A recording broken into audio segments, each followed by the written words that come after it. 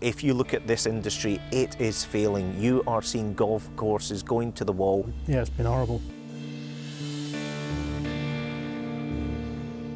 Against 5 years ago, it is tough. The British Isles provide around half of Europe's golf courses, and right now those courses are hurting. Margins are tight, there are cost pressures. KPMG's Golf Advisory Unit estimates that 45% of golf clubs in the UK and Ireland failed to make a profit last year. A recent survey by the English Golf Union shows over half England's clubs no longer charge a joining fee. 95% of clubs no longer have a waiting list. A lot of clubs are struggling on the membership kind of side of things, where once upon a time they had nice long waiting lists of people waiting to kind of join. Those days for a lot of golf clubs are kind of gone. People are evaluating, do they become a member or do they just play casual, what we call as nomadic golfers? So I think there might be a natural trend there. The loyalty at private members clubs, especially in the last 5 years, has really dropped out. Hi, you're through to Sam at golfbreaks.com. How can I help you today? At golfbreaks.com, the core business is selling golfing holidays. But 3 years ago, it created a web-based system where golfers could book cheap, off-peak tee times at participating golf clubs.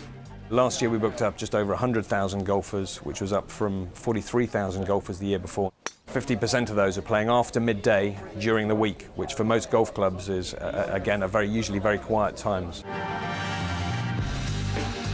Over 600 clubs are now on board, although the catch-22 is that while they appreciate the extra revenue, the cheap tee times also encourage players to become golfing nomads. And competition for those nomads is fierce. Within a half-hour drive of this club, for example, are 114 golf courses. The availability and choice for paying a green fee, certainly in this area and on a wider scale, is absolutely massive. You know, you can play anywhere nowadays. 5 years ago you couldn't do that. Stephen Smith is a sports psychologist who, over the past 6 years, has surveyed the service offered by golf clubs. He's found that many aren't exactly helping themselves. Most golf clubs have not realised they are in the service industry. You go through the door and you're not even acknowledged. They need to get their staff right. They need to make sure that people, when they come through the door, they feel welcome. Because just getting people to the clubhouse, never mind onto the course, is hugely important.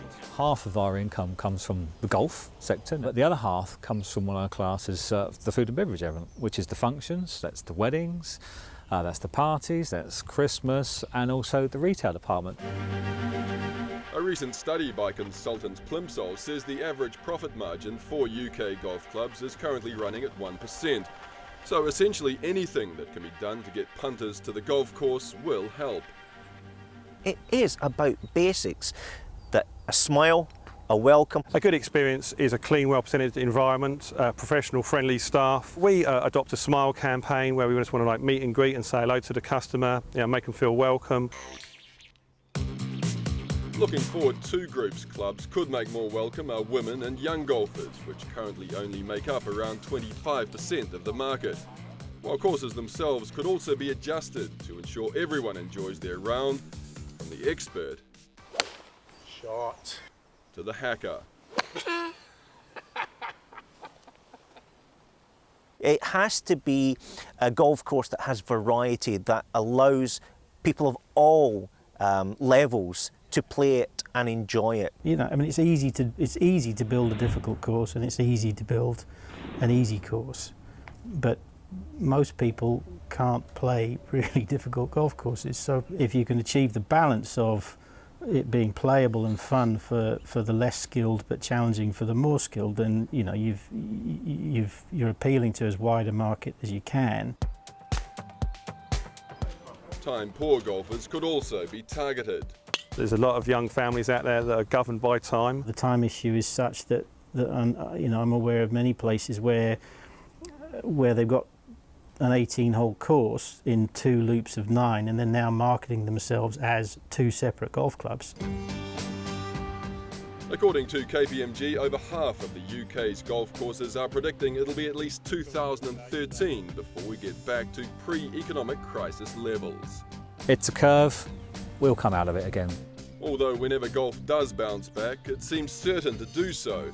in a way that we've never seen before. A way of making golf quicker, more accessible, less snooty. Yeah, I think would be, you know, it would be all to the benefit of the game. They need to work a little bit harder and need to offer a little bit more back to golfers. You need the visiting golfer, you need the green fees, and if that's the case, that old paradigm of, well, we can just ignore them, old chap, simply is not going to work.